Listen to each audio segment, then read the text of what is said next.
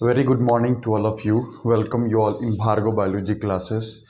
Sexual reproduction in flooring plants के series में पिछले क्लास में हम लोग पढ़े थे फ्लावर के रिप्रोडक्टिव ऑर्गन, जिसमें हम लोग स्टामेन और पिस्टिल यानी मेल रिप्रोडक्टिव ऑर्गन और फीमेल रिप्रोडक्टिव ऑर्गन के स्ट्रक्चर देखे थे। आज के क्लास में हम लोग मेल रिप्रोडक्टिव ऑर्गन के थ्रू जो पॉलन ग्रेन का फॉर्मेशन होता है वो देखेंगे।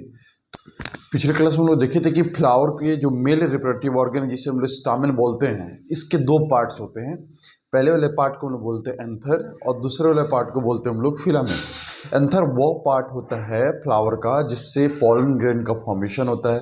इसका पिछले क्लास में हम लोग कट सेक्शन भी देखे थे कि एक्चुअली में जो आपका एंथर होता है वो बाइलोब्ड होता है।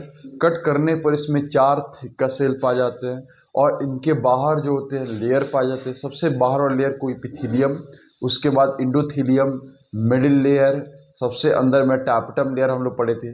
ये सारा चीज़ हम लोग पढ़ चुके थे और ये भी देखे थे कि जो थिक्का सेल होता है, इस थिक्का सेल के अंदर में पॉलन सैक पाया जाता है और इसी पॉलन सैक के अंदर में जो आपके पॉलन ग्रेन मदर सेल का फॉर्मेशन होता है, एमएमसी माइक्रोस्पोर मदर सेल, और इस प्रोसेस को हम लोग बोलते हैं माइक्रोस्पोरेंजेनेसिस। चलिए, तो आज के क्लास में हम लोग माइक्रोस्पोरेंजेनेसिस के बारे में पढ़ेंगे, यानी कह सकते हैं कि जो है पॉलन ग्रेन का फॉर्मेशन कैसे होता है, माइक्रोस्पोर मदर सेल से पॉलन ग्रेन का फॉर्मेशन कैसे होता है वो हम लोग पढ़ेंगे। तो एक छोटा सा इमेज हम लोग बनाएंगे। सबसे पहले जो होता है कि ये जो आपके स्ट्रक्चर पिछले क्लास में ऐसा कुछ हम लोग करके बनाए थे, कुछ इस तरह से।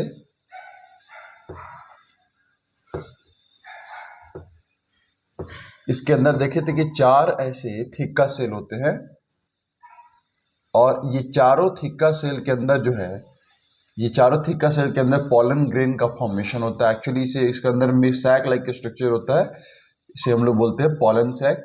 और इसके अंदर में जो होता है ऐसे माइक्रोस्पोर मदर सेल पाए जाते हैं, जिससे आगे चल के पॉलन ग्रेन का फॉर्मेशन होता है। तो आज के क्लास में जनरली हम लोग यही सीखेंगे कि माइक्रोस्पोर मदर सेल से पॉलन ग्रेन का फॉर्मेशन कैसे होता है। ठीक है, तो इसका हम थोड़ा सा बड़ा सा फिगर कुछ यहाँ पे बना लेते हैं।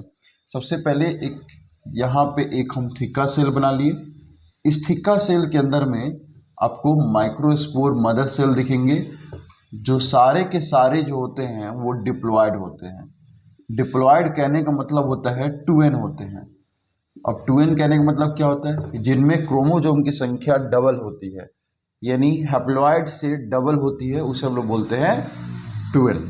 मतलब अगर हैप्लॉयड रहेगा तो मतलब क्रोमोसोम की संख्या सिंगल रहेगी, अगर डिप्लॉयड रहेगा तो क्रोमोसोम की संख्या सिंगल का दोगुना रहेगा। अगर 2n रहेगा तो इसे हम लोग बोलते हैं डिप्लॉयड।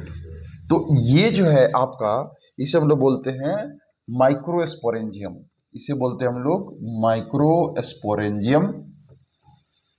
और इसके अंदर जो है इसे हम लोग बोलते हैं माइक्रोस्पोर मदर सेल।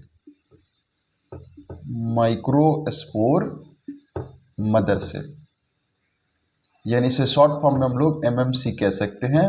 और ये सारे के सारे जो होते हैं ये डिप्लॉयड होते हैं, यानी 2n होते हैं।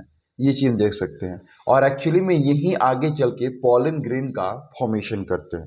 ठीक है, अब इसका एक अगर हम लोग बड़ा सा एक फिगर बनाने की कोशिश करें, इसके स्टेप्स देखें तो कुछ ऐसे फॉर्मेशन होता है। आई होप आप ये लोग समझ रहे हैं। सबसे पहले थीका सेल होते हैं, थीका सेल के अंदर में आपको पॉलन सैक पाए जाते हैं। पॉलन सैक के अंदर में आपको ये जो स्ट्रक्चर देख रहे हैं इसी को माइक्रोस्पोरेंजियम भी बोल रहे हैं, और इसके अंदर में आपको जो है पॉलन ग्रेन का फॉर्मेशन होता है। तो इसके अंदर जो इमेच्योर जो पॉलन ग्रेन पाए जाते हैं इसे हम लोग बोलते हैं माइक्रोस्पोर मदर सेल, एमएमसी, जो कि डिप्लॉयड होते हैं। और यही माइक्रोस्पोर मदर सेल में जब आगे मियोसिस होगा फर्दर, तब जाके आपके पॉलन ग्रेन का फॉर्मेशन होते हैं। ठीक है, तो इसका हम लोग थोड़ा सा फिगर बना के समझने की कोशिश करेंगे। देखिए, सबसे पहले हमने एक माइक्रोस्पोर को ले लिया, हमने एक माइक्रोस्पोर मदर सेल को ले लिया, आपका माइक्रोस्पोर मदर सेल, और ये क्या है, डिप्लॉयड है। ये चीज हम पीछे अभी बता चुके हैं। फिलहाल इसमें हम लोग करेंगे मियोसिस। मियोसिस सेल डिवीजन एक प्रोसेस है दो तरह के सेल डिवीजन प्रोसेस होते हैं, पहले को बोलते हैं माइटोसिस और दूसरे को बोलते हैं मियोसिस। तो सबसे पहले इसमें जो होगा मियोसिस, मियोसिस प्रोसेस में अगर आपका सेल डिप्लॉयड रहता है तो ये जो है हैप्लॉयड हो जाता है। ये चीज याद रखेंगे। तो इसमें प्रत्येक से 4 सेल का फॉर्मेशन होगा, 1 से 2, 2 से 4। इस तरह से देख सकते हैं इसके अंदर में ऐसे 4 सेल का फॉर्मेशन होते हैं और ये चारों सेल जो होते हैं ये कनेक्टिव टिश्यू से आपस में लगे रहते हैं, बाइंड रहते हैं। देख सकते हैं मियोसिस हुआ 1 से 2 और 2 से 4, ऐसे 4 सेल का फॉर्मेशन हुआ। ये सारे के सारे आपस में हैप्लॉयड होते हैं। ये भी हैप्लॉयड है, ये भी हैप्लॉयड है, ये भी हैप्लॉयड है। ठीक है, लेकिन अभी ये अलग नहीं होंगे। ठीक है, इसे हम लोग बोलते हैं माइक्रोस्पोर टेट्राइड। इसे हम लोग बोलते हैं माइक्रोस्पोर टेट्राइड, क्योंकि इसमें माइक्रोस्पोर का फॉर्मेशन हो रहे हैं और दूसरी चीज जो है इसमें 1 से 4 बने हुए हैं, इसीलिए इसे हम लोग बोल देंगे माइक्रोस्पोर टेट्राइड। और ये सारे के सारे जो क्या है आपके माइक्रोस्पोर है, सारे के सारे आपके माइक्रोस्पोर है। ठीक है, और इमेजिनेशन कीजिए ये जो है कुछ ऐसे आपका माइक्रोस्पोरेंजियम है। इस माइक्रोस्पोरेंजियम के अंदर ऐसे बहुत सारे माइक्रोस्पोर टेट्राड सेल पड़े हुए हैं, इस तरह से करके बहुत सारे ऐसे माइक्रोस्पोर टेट्राड सेल पड़े हुए हैं। और ये सारे के सारे जो है एक साथ धीरे धीरे मैच्योर होते हैं और पॉलन ग्रेन का फॉर्मेशन करते हुए बाहर निकलते हैं। कुछ इस तरह से बहुत सारे माइक्रोस्पोर टेट्राड सेल पड़े होते हैं। जब ये जो होंगे तो कुछ इस तरह से हैप्लॉयड होंगे, अलग अलग होंगे, सब एक दूसरे से अलग होंगे, लेकिन सारे के सारे जो होते हैं वो हैप्लॉयड होते हैं। और नेक्स्ट स्टेज में फिर से इनमें होगा मियोसिस, और जैसे इसमें मियोसिस होगा इसमें 2 सेल का फॉर्मेशन हो जाते हैं।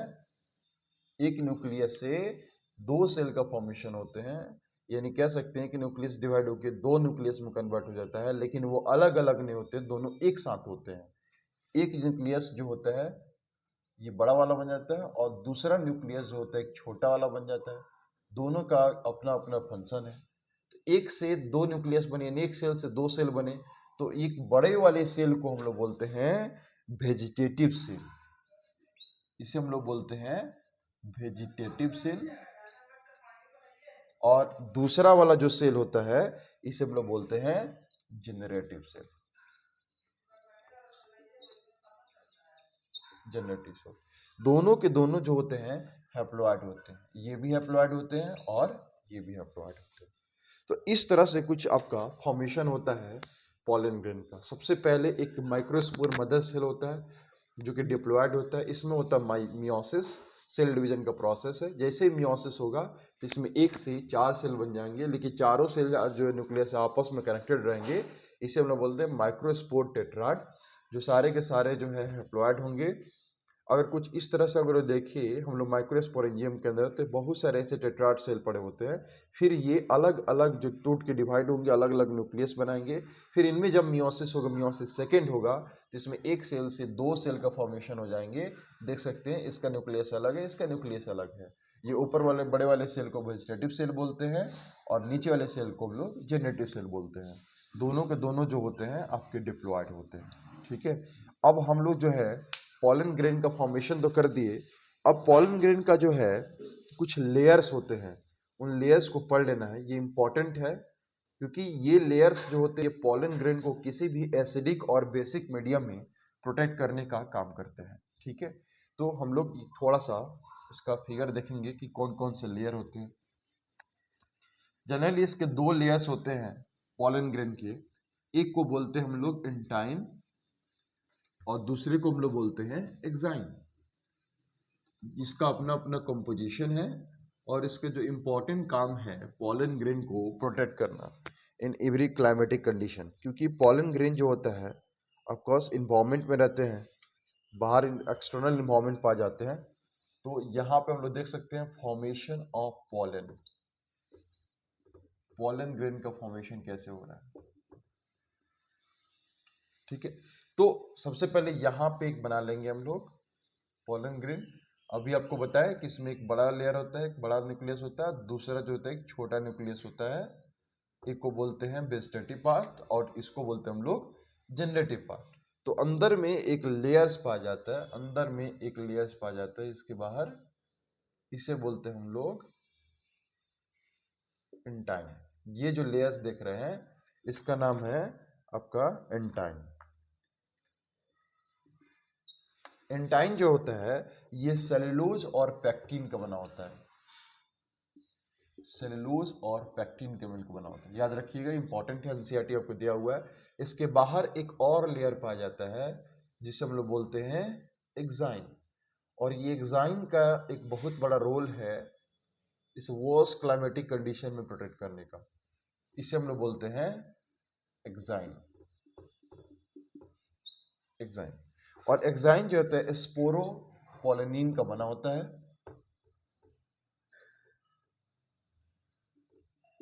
स्पोरोपोलिन का बना होता है। स्पोरोपोलिन जो होता है ये आसानी से डिग्रेड नहीं हो सकता है, मतलब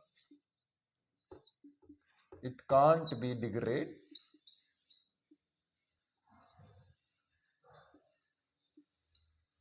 बाय एनी एसिड और अल्कली। इस पर किसी भी तरह के एसिड या अल्कली कोई प्रभाव नहीं पड़ता है, क्योंकि ये जो होता है स्पोरोपोलिन का बना होता है। और एक चीज और देखने को मिलते हैं, ये जो एक्साइन है ये बीच बीच में कहीं कहीं टूटे टूटे होते हैं ऐसे, इससे पॉलन ग्रेन जो होता है ये आपके बाहर निकलते हैं, जैसे पोर्स लाइक स्ट्रक्चर कहीं कहीं देखने को मिलते हैं। आपके एनसीईआरटी में इसका फिगर दिया हुआ, आप जाके देख सकते हैं। तो इस तरह से जो स्ट्रक्चर बन रहा है ये हो गया आपका पॉलन ग्रेन, ये आपका पॉलन ग्रेन हो गया। एक्चुअली ये 60% केसेस में 2 सेल स्टेज देखने को मिलता है, मतलब इसमें 2 सेल हैं। एक पहला ये हो गया आपका वेजिटेटिव सेल, और दूसरा जो हो गया आपका generative cell, generative cell, vegetative cell, और दूसरा जो हो गया आपका जनरेटिव सेल, जनरेटिव सेल। ये 60% केसेस में ऐसे 2 सेल स्टेज देखने को मिलते हैं, मतलब एक में 2 सेल। बाकी 40% केसेस में 3 सेल स्टेज देखने को मिलते हैं, मतलब ये भी न्यूक्लियस आपस में 2 पार्ट में डिवाइड हुए रहता है, यानी 2 इसके और एक इसके, यानी 30% केसेस में ऐसे 3 सेल स्टेज कुछ ऐसे देखने को मिलते हैं। ये एक आपका हो जाएगा वेजिटेटिव सेल, और इसके अंदर जो आपका जनरेटिव सेल बनाया ये 2 पार्ट्स में डिवाइड हो जाते हैं कुछ इस तरह से, कुछ इस तरह से। इसको बोलते हैं हम लोग 3 सेल स्टेज। ये 40% केसेस में देखने को मिलता है। ये हुआ आपका पूरा पॉलन ग्रेन का स्ट्रक्चर। आई होप आप लोग को समझ में आ रहा है। ये जो है आपका मेल गैमेट्स हो गया, यहीं आगे चल के जो है स्टिग्मा पे जाता है, वहां पे जर्मिनेट करता है और नेक्स्ट फर्टिलाइजेशन होता है, जिससे प्लांट नए प्लांट्स का फॉर्मेशन होता है। आई होप आप लोग ये बात समझ रहे हैं कि कैसे पॉलन ग्रेन का फॉर्मेशन हुआ।